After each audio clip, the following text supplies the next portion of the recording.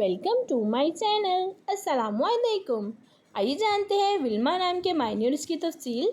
हमारा आज का बेबीज़ गर्ल्स नेम है विल्मा। विल्मा के इंग्लिश में स्पेल्स हैं WILMA, विल्मा। ये एक इस्लामिक नेम है और लड़कियों के लिए रखा जाता है ये नाम। ये फ़ारसी ज़ुबान का लफ्ज़ है और इस नेम के मायने हैं हिफाजत करने वाली। इस नेम की तफसील है मोहम्मद सुल्तान, सुल्तान आज़म। इस तरह से हम ये नाम रख सकते हैं। आप भी अपने नाम का मायने जानने के लिए कमेंट्स में अपना नाम लिखें और मायने जानिए। एंड अपने नाम की स्पेशल वीडियो बनवाने के लिए भी आप मेरे कमेंट बॉक्स में अपना नाम कमेंट कर सकते हैं। Please like the video, subscribe my channel and comment your name for meaning. Okay dears, फिर मिलेंगे न्यू वीडियो के साथ। अपना ख्याल रखिएगा, दुआ में याद रखिएगा। अल्लाह हाफिज।